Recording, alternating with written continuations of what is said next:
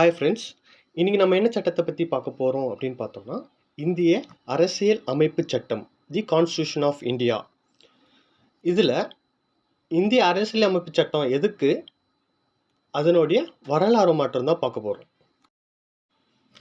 1947ஆம் ஆண்டு வந்து இந்தியான்ற நாடு வந்து சுதந்திரம் பெற்றுடுச்சு, சரிங்களா? பட் ஆனால் வந்து இதுக்குன்னு தனியான ஒரு அரசியல் அமைப்பு சட்டம் வந்து கிடையாது.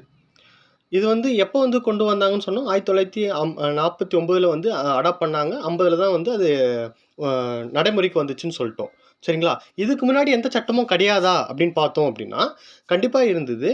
ஐபிசி இருந்தது, இந்தியன் கான்ட்ராக்ட் ஆக்ட் இருந்தது, அது போல் நிறைய சட்டங்கள் இருந்தது. இருந்தாலுமே நம்ம குடியரசு பெற்றதுனால நமக்குன்னு ஒரு அரசியல் அமைப்பு, ஏன்னா வந்து ஒரு ஒரு ஒரு நேஷன் வந்து ரெகனைஸ்ட் ஆயிடுச்சு. ஒரு நேஷன் வந்து ரெகனைஸ் ஆகிறதுக்கு வந்து 4 விஷயம் வந்து கண்டிப்பாக தேவைப்படுது.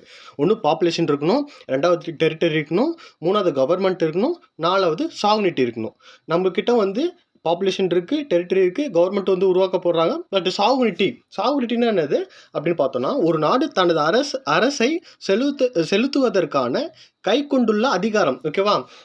சாவர்னிட்டினானது ஹையஸ்ட் பவர் யார்கிட்ட இருக்குது அப்படின்னு பார்த்தோம்னா, முந்தைய காலத்தில் வந்து என்ன அப்படின்னு பார்த்தோம்னா, ராஜா கிட்ட தான் இருந்தது இந்த ஹையஸ்ட் பவர். அவர் என்ன சொல்கிறாரோ அதுதான் வந்து அவங்களோட கவர்மெண்ட்டோ எதுவாக இருந்தாலும் கட்டுப்படுவாங்க, சரிங்களா? பட் ஆனால் வந்து இங்கே யாருக்கு அந்த ஹையஸ்ட் பவர் இருக்கும் அப்படின்னு பார்த்தோம்னா, அது வந்து ஒரு பெரிய கொஷின் மார்க்காக இருக்குது, சரிங்களா? சரி, அதுக்காக அதை ஒரு உருவாக்கணும் அப்படின்றதுக்காக இங்கே வந்து 3 பாடிஸ் வந்து இங்கே இருக்குது. என்னென்ன பாடிஸ் அப்படின்னு பார்த்தோம்னா, legislative, executive and judiciary. Legislative அப்படின்னு பார்த்தோம்னா சட்டம் இயற்றும் துறை. சட்டம் இயற்றும் துறையில் யார் இருப்பாங்க அப்படின்னு பார்த்தோன்னா, எம்எல்ஏ அண்ட் எம்பிஸ் இருப்பாங்க. இவங்க யார் வந்து தேர்ந்தெடுக்கிறாங்க? மக்களால் நம்ம தான் தேர்ந்தெடுத்து அவங்கள ஓட் போட்டு அவங்கள எம்எல்ஏ சீட்லையோ எம்பி சீட்லையோ உட்கார வைக்கிறோம். 2வது எக்ஸிக்யூட்டிவ் யார்? ஐஏஎஸ் ஐபிஎஸ் அவங்கள என்ன பண்ணுவாங்க, அந்த சட்டம் இயற்ற துறையை வந்து சட்டத்தை வந்து அதை வந்து எக்ஸிக்யூட் பண்ணுவாங்க. 3வது வந்து என்ன அப்படின்னு பார்த்தோன்னா ஜுடிஷரி. நீதித்துறையில் என்ன பண்ணுவாங்க, இதில் ஏதோ ஒரு குளறுபடி ஏற்படும் பட்சத்தில் நீதிமன்றத்தை நாடி நம்ம வந்து நமக்கான ரெமிடிஸை வந்து பெற்றுக்கலாம். நம்மளுக்கு வந்து ஏதோ நமக்கான ரெமிடிஸை வந்து பெற்றுக்கலாம் அப்படின்றது நீதித்துறையில் வந்து நம்மளோட ரைட்ஸ் வந்து கிளைம் பண்ணிக்கலாம் அப்படின்றத இங்கே கொடுத்துருக்காங்க, சரிங்களா? இது எதுக்கு அப்படின்னு பார்த்தோம் அப்படின்னா, கான்ஸ்டியூஷன்ன்றது என்ன அப்படின்னு பார்த்தோன்னா, இது இந்திய அரசியலமைப்பு சட்டம் அப்படின்றது என்னென்னா, இது ரூல் ஆஃப் புக்குன்னு சொல்லலாம். இது ஒரு சிம்பிளான இது ஒரு புக்கு. இந்த புக்கில் என்னென்ன பவர்ஸ் இருக்கும் அப்படின்னு பார்த்தோன்னா, நம்ம சட்ட இயக்கும் துறையாக இருக்கட்டும், இல்லை எக்ஸிக்யூட்டிவாக இருக்கலாம், இல்லை ஜுடிஷியரியாக இருக்கட்டும், அவங்களுக்கான எக்ஸ்டர்னல் எவ்வளோ பவர்ஸ் வந்து அவங்களுக்கு கொடுக்கப்பட்டிருக்கோ அந்த பவர்ஸ்குள்ளே அவங்க ஆக்ட் பண்ணியிருக்காங்களா, மக்களுடைய உரிமைகள் வந்து பறிபோகாமல் இருக்குதா அப்படின்றத பார்க்கணும், சரிங்களா? இப்போ பறிபோகும் பட்சத்தில் நம்ம நிறைய இடத்துல கேள்விப்பட்டிருப்போம். பார்லிமெண்ட்டாக இருக்கலாம், இல்லை வந்து நீதித்துறையில் இருக்கலாம், நீதிமன்றங்களாக இருக்கலாம். இது கான்ஸ்டியூஷன் வந்து அன்கான்ஸ்டியூஷனல் ஆயிடுச்சு, வாய்டு அப்படின்னு சொல்கிறாங்க. ஏன் அப்படின்னு பார்த்தோம்னா, நம்ம இந்திய அரசியலமைப்பு சட்டத்தில் வந்து அவங்க வந்து மீறுறாங்க. ஏதோ ஒரு செயலில் வந்து மீறும் பட்சத்தில் அது வந்து என்ன ஆகுது, அன்கான்ஸ்டியூஷனல் ஆகுது, சரிங்களா? அந்த செயல் வந்து தடை செய்யப்படுறது அப்படின்ற மாதிரி சொல்லலாம், சரிங்களா? அது வந்து என்னது, வாய்டு, நல் அண்ட் வாய்டுன்னு சொல்கிறாங்க, சரிங்களா? அப்போது ஆல்மோஸ்ட் பவர் எங்கே இருக்குது இந்த சாவர்னிட்டி அப்படின்னு பார்த்தோன்னா, நம்ம கான்ஸ்டியூஷனுக்கு தான் இருக்குது, சரிங்களா? இந்த ரூல் ஆஃப் புக்கில் தான் இருக்குது. சிம்பிளாக சொல்லணும்னா இது ஒரு ரூல் ஆஃப் புக்கு. இந்த புக்கில் தான் வந்து எல்லாருக்கூடிய பவர், சிம்பிளாக பிரசிடென்ட்லேருந்து லோவஸ்ட் கேரட்டான கவுன்சிலர் வரைக்கும் இந்த பவர்ஸை வந்து கொடுத்துருக்காங்க. எவ்வளோ பவர்ஸ் வந்து யார் எஸ்டாப்ளிஷ் பண்ணமோ அதை வந்து கொடுத்துருக்காங்க. இந்த மொத்தம் எவ்வளோ இருக்குது இந்த கான்ஸ்டியூஷனில் என்னென்ன பார்ட்ஸ் இருக்குது அப்படின்னு பார்த்தோன்னா, இதில் மொத்தம் 395 ஆர்டிகல்ஸ் வந்து இது எஸ்டாப்ளிஷ் பண்ண சொல்ல இருந்தது.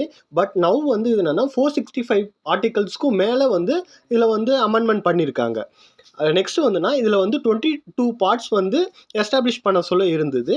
பட் ஆனால் நவ் 25 பார்ட்ஸ் வந்து வரைக்கும் அமெண்ட்மெண்ட் பண்ணியிருக்காங்க, எக்ஸ்டெண்ட் பண்ணியிருக்காங்க. தேர்ட் வந்து என்ன அப்படின்னு பார்த்தோன்னா, இது எஸ்டாப்ளிஷ் பண்ண சொல்ல 8 ஷெட்யூல்ஸ் இருந்தது. நவ் வந்து 12 ஷெட்யூல்ஸாக வந்து அமெண்ட்மெண்ட் பண்ணியிருக்காங்க.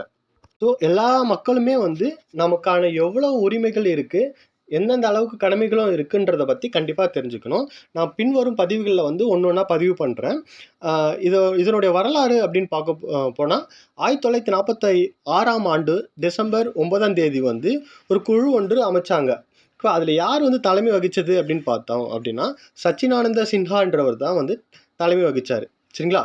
இது வந்து ஏறக்குறைய 3 வருஷமாச்சு இதை வந்து ஃபுல்லாக டிராஃப்ட் பண்ணி முடிக்கிறதுக்கு. இதில் மொத்தம் வந்து 13 கமிட்டி வந்து இதில் இருந்தாங்க. முக்கியமாக வந்து டிராஃப்டிங் கமிட்டி அப்படின்னு சொல்கிற யார் யார் இருந்தாங்க அப்படின்னு பார்த்தோம் அப்படின்னா 7 உறுப்பினர்களை கொண்ட கமிட்டி மெம்பர்ஸ் வந்து இந்த டிராஃப்டிங் கமிட்டியில் இருந்தாங்க. யார் யார் அப்படின்னு பார்க்க போனால் டாக்டர் பிஆர் அம்பேத்கர் இருந்தார், கோபாலசுவாமி ஐயங்கார் இருந்தார், அல்லாடி கிருஷ்ணசுவாமி ஐயர் இருந்தார், டாக்டர் கேஎம் முன்ஷி இருந்தாங்க, அப்புறம் சையத் முகமது சடக் இருந்தார், கிருஷ்ணமாச்சாரி இருந்தார், மாதவ ராவ் அவரும் இருந்தாங்க. சரிங்களா? இதில் மொத்தம் வந்து 144 டேஸில் டிராஃப்டிங் வந்து கம்ப்ளீட் பண்ணிட்டாங்க. 60 நேஷன்ஸோடைய சட்டத்தை வந்து ரெஃபர் பண்ணி தான் நம்ம கான்ஸ்டியூஷன்ன்றதை வந்து உருவாக்குனாங்க.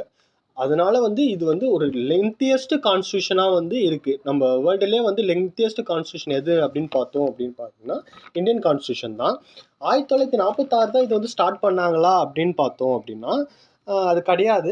பட் ஆனால் வந்து 1934ஆம் ஆண்டே வந்து ரெக்வஸ்ட்டுன்றதை வந்து மேக் பண்ணாங்க. பட் ஆனால் வந்து பிரிட்டிஷ் கவர்மெண்ட் வந்து அதுக்கான வந்து அலோவ் பண்ணல.